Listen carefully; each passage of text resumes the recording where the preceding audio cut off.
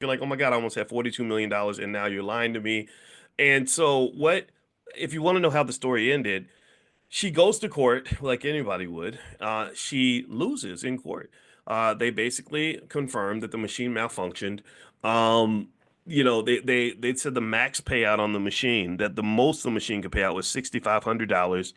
And when she lost in court, she didn't get anything. She didn't even get the free steak dinner. They didn't even give her the steak dinner. So I should mention the name of this crooked ass casino, or well, maybe that. I mean, maybe they legitimately broke down, but I think they did. It's called the Sphinx. It's the Sphinx slot machine. Sorry, at the Resorts World Casino in Queens. So y'all should just know which casino did that janky ass stuff to that lady. I mean, come on, that's like they were giving her that was reparations right there. They owe that lady that money. You better write that check. But anyway, what's crazy too is they also the same thing happened in Colorado. Exact same thing. Somebody else won 42 million, exactly the same amount, or 40 million or something. And they were like, "Oh, the machine broke." Now is that a scam? I don't know.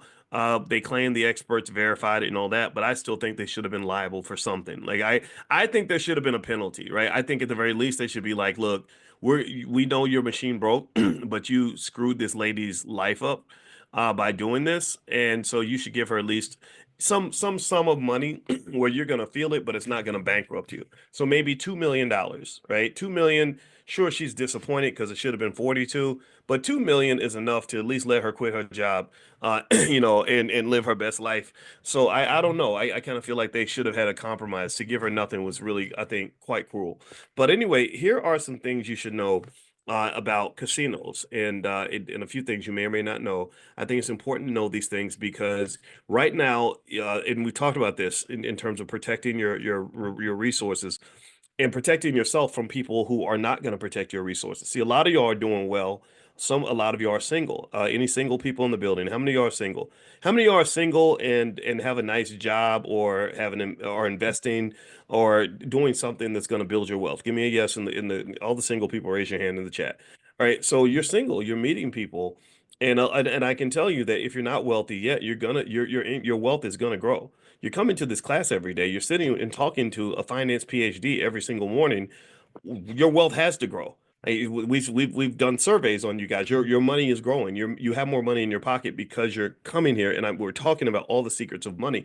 So here's the thing: when you are acquiring these resources, not only do you have to protect your resources from yourself and your own bad decisions, you gotta be thoughtful about the decisions of people around you.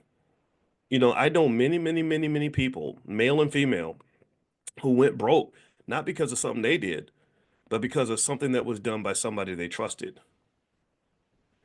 In fact, there was I'll tell this story, then I'll give you the data in a minute. Um, there was this singer. I was up. I had insomnia one night, and I was scrolling through my phone like everybody does, and I saw this beautiful black woman um that was from the 1940s who was singing a song, and she just and everybody was, it was all these white people because back then that's what it'd be, one black person on stage and a big crowd full of white people. And but she was wearing a really nice dress, and it was like they were so eager to hear her sing, and she just opened her mouth and it just sounded like the angels were singing. And I said, oh my God, this lady has such a beautiful voice. And I was curious about who this lady was because everybody has a story, right? And for some reason, something inspired me to want to hear her story and or learn her story.